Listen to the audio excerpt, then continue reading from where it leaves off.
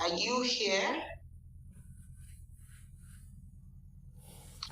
Oh, yes. Here, loud and clear. Can you hear me? Yes. So before we just go ahead, there's this other question that okay. Someone says, please, can you share? Give me a moment. Can you share the highlights of the Maltina Teachers Award, the process and stages for the application to the final stage? So, any one of you can take the question, please. Alako. Sorry, come again. My network is breaking up. Okay, so please share the highlight of the Maltina Teacher Award, the processes and stages from application to the final stage. So, what are the stages to the final stage? How many stages? What I think at this. Can you hear me? Yes, I can hear you. Okay, this is the first stage of the competition. Applying for the competition, and I believe that filling the form is the first phase. After you send the form, you fill it. You get your principal or your school, your principal or VP to sign or stamp the form for you, which you scan, upload your credentials. Then you send to the specific email, that is maltinateacher@heineken.com. You will, after a while, you will get a response from the company, let you know whether you have. I think they'll send you an email telling you that they've received your form. Then after a while, they'll tell you they'll send you an email whether you passed the first phase of the vetting of the form or you've not qualified for the first phase. Then if you have passed that stage, I think you also get a mail telling you that you've qualified to go into you become a state champion or you become a top 10 finalist. So I think it's just like 3 stages. Fill the forms, send the form. You get a notification that your form has been sent. Then you'll be notified later whether you passed the first or second stage. If you cross the first phase of the judges, been scoring by the judges, then you'll be notified again whether you come to Lagos or you will not be coming to Lagos. It's as simple as that. So I try to tell teachers to focus more on this particular part. Fill the form first. You worry about the second phase later. So you fill the form based on the best of your ability, and fill it first. Then you worry about the second phase. So we get lots of questions like this that come. What happens after this? So just fill the form. I make sure that you have an email active and you just keep on checking your email from time to time. Thank you. Okay, thank you, Mr. Alako. So we have the questions all. So could you walk the teachers through the responses to the questions? Okay, so this is like more like a preliminary page, or a biodata page, in which you just put in your basic details, name of teacher, date of birth, state of origin, school address, your residential address, just your basic information. Educational and professional qualification, whether you have NCE, BSc, MEd, PhD, you just indicate there. Teachers Registration Council, this is very key. That makes your entry very valid or not. You need to have a teacher's registration council number. At least if you don't have the certificate, at least have the number. Even if you're using the exam and you've passed it. I think last year it was once mentioned that, so far as you've passed it, just get a screenshot or snapshot of the result of where the road passed. Then I think there's a database that checks to verify whether you are there or not before your certificate's out. So, but it's very important to get this TRCN number, because one of the panelists is the chairperson of the board, the coordinator of the TRCN board. Teaching experience, how long have you been teaching, then your subjects taught, whatever, how many subjects you teach, whether 1 or 2 indicate. Classes taught, do you have any criminal record? Obviously, if yes, if no. Then list all your teaching and professional awards, recognition you have received within the years 2021 to 2024. I will suggest, any certificate you have, any of these online courses you've done, any workshops you've gone or you attended, that you have certificates or evidence of attendance or certificate of attendance, you should indicate it. I think you should indicate it here. It just shows how progressive you are or how you're trying to update yourself as a teacher. and you're not stagnant. So many times we meet teachers who have spent so many 20, 25 years on a job, and they'll tell you they have not done anything along the line. So it tells a story. So I know some schools also say that they give them awards, they recognize them for best this, best that, but they do not give certificates. So we encourage you, if you're in that type of school, to encourage your management, because it doesn't take much to print a certificate. It doesn't really take much to print a certificate. So I think you should encourage the school management to do that. All right. I think that is that about this first page. Oh, okay. While I share the second page, we have some more questions. Okay. So someone is asking, do I need to have previous awards to be selected? If you do, fine. If you do not, it's also fine. You can still apply. Okay. Let's say competence based. This form is more of it shows your competence, what you can do or what you've been doing so far. I think I'll of course answer that, but let me just quickly add this. I know sometimes people are thinking, I'm not born. If you read that thing very well, that question 15 very well, it says professional awards and recognition. So it's not, doesn't have to be the popular ones. Recognition could be maybe this paper they give us to school. What's it called? This commendation letters.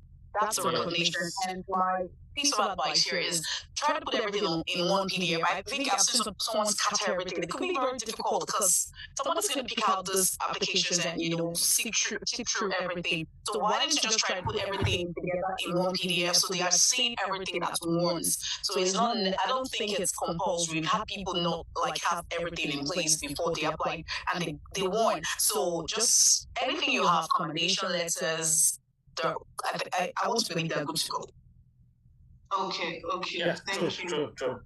I think I met a teacher who didn't have any award, but she had just some maybe few certificate courses or recognition she had, like courses she did. I know this area really discourages teachers a lot, but you don't necessarily need to have an award. I think, well, if you have one, it gives you an edge. Okay, all right. So Esther is asking, what are the rewards for other participants apart from the final winner of the Maltina Teacher of the Year award? Should I go for this?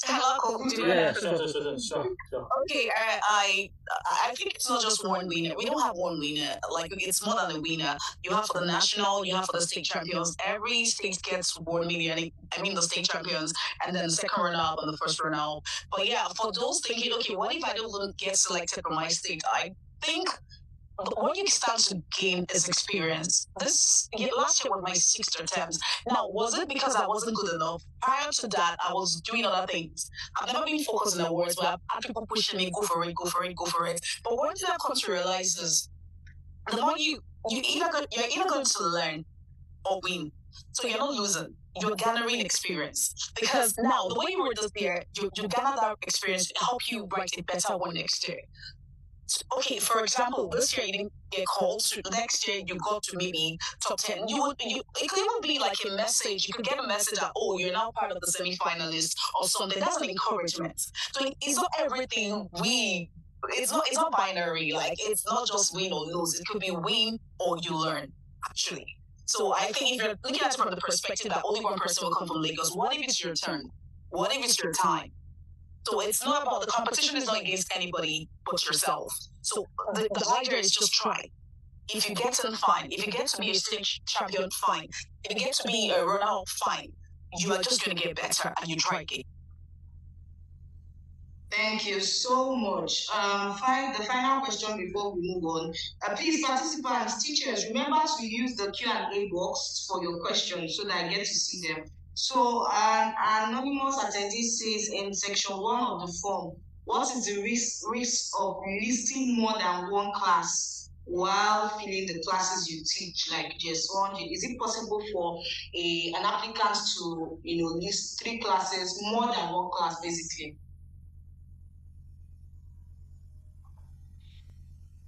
Well, I think in filling out the classes you teach, fine, the person can put in the number of classes or subjects he or she teaches.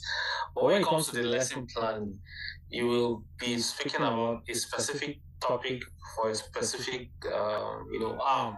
It could be basic sciences. It could be a topic in basic sciences for GSS2 or GSS3, or a topic in sciences for SS1, SS2, or so on. So you'll be specific when planning your lesson. So it's a specific subject area, a specific topic, and a specific class, I think. Okay. So you can fill in all the classes, but with your lesson plan, ensure that you're sticking with one class, one subject area, and one topic. Okay. The next question says, in identifying the specific SDG, the topic is addressing, can it be more than one? Yes, it can. I think yes, it can. Several topics can cut across different SDG goals, so it's actually allowed. Yeah. Okay, let me answer that as well too. Yeah, I agree with you. But we also need to remember that we have 40 minutes. So yes, I don't know about other subjects, but if you do have 40 minutes, you just want to be very, very careful with the timing and the number of things you're putting in. So like Alako said, yes, you can use more than two, depending on what you're teaching. Some of us are taking physics or what have you. But I also feel like, I don't know if this works for it or this will work for anyone. I just feel that because it's for education for sustainable development, right? I feel there's a reason because you're justifying towards, is it the third question or something, or the fifth question you'll be justifying? So if you're picking one of the SDGs, right, you need to use something that is relevant to your situation, your reality, your community's reality. For me, when I was feeling mine, I did something about girls' education because I teach an environment where girls are told not to speak, but to be seen. So I have to justify it that I'm using SDG 5 because I want girls to, I want to let them understand that, we do not have to have this marginalization or what have you. So whatever you're choosing, you need to understand that you are to justify whatever you're choosing. So be very intentional about the selection of any of your SDGs. Don't just speak for picking's sake. You need to also be intentional. Right. Thank you. Okay, thank you. So Ife says, can an NCE holder apply for it? Can an NCE holder apply? Alakuna, answer the first.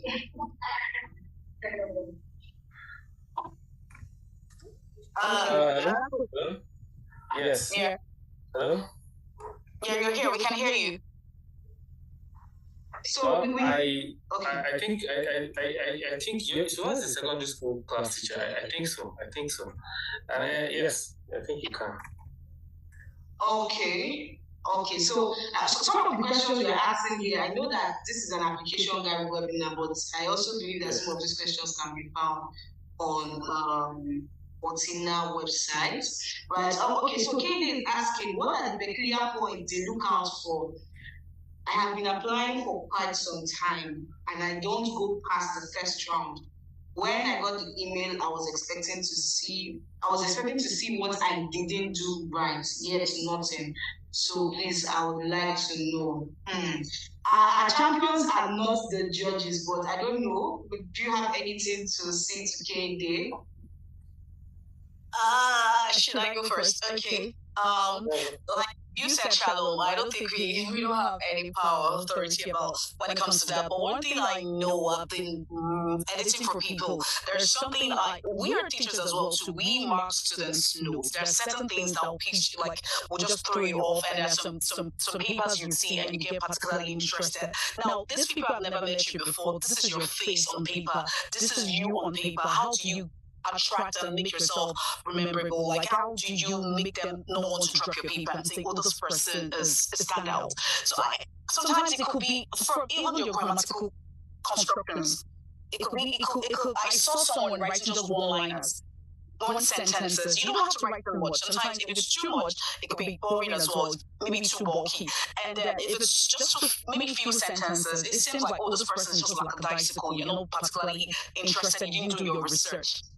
Do you get me? So it could be many things, and that's why I said you need to have people in your corner that you can give your papers to have a look around, like just to look through and tell you what they feel is wrong. And then sometimes it may not be what you've done wrong. It could just, there's always someone better than we are, and there's also something called time. That's what I feel. I did it 5 times, or this was the 6th attempt I got in. Didn't mean that I've never felt that I wasn't good enough. I just felt it wasn't my time, and I was always very happy for whoever gets it, and then I just waited my turn. That's how life is, right? So it could be those things that I just mentioned. It could be maybe it's this paper is not good enough, or maybe you didn't put enough effort, or maybe you did too much. And sometimes it's just know that when you have a paper, when you're submitting the paper, this is your first. This is what gets the attraction first. And as teachers, we know when we see papers, we know that, oh yes, this child, no, I want to read, I want to read more, I want to read more, I want to read more. So make your papers attractive and put a lot of effort, because you are not the only one applying. Everybody's coming with your best foot, so you want to put your best foot forward. Okay, thank you so much. Let's see. I want to answer the questions we have now, so that we can look at the rest of the questions and move on to Fulbright. Some people are asking in the comments, when are we moving to Fulbright? Okay, so let's see. Please, I want to ask, is it only teachers in government schools that are selected for the Maltina Teacher of the Year award and teachers in private schools? Go ahead, Mr. Alaka. No. It's open to everyone, both public and private secondary school teachers. Yeah, I am from public school. I think Mr. Collins 2019 was from a private school. We've had national winners from private schools also, not just from public schools, not from government school teachers only.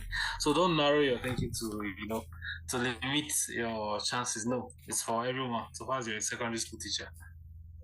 Thank you. Thank you so much. And I think one thing that also came to mind is some of us, even before we start the application, our mindset, has a part to play or has a role to play. Yes. Turning your application with the mindset that, they have a winner, something like that, it limits your chances. So we need to remain positive. So Halima says the last speaker, that should be Adiola, stopped on the use of I will or I did. So what can I use in the class activities? I know she mentioned alternatives, but Adiola, do you want to just speak? Even in our lesson plan, I think we use students. The students will because it's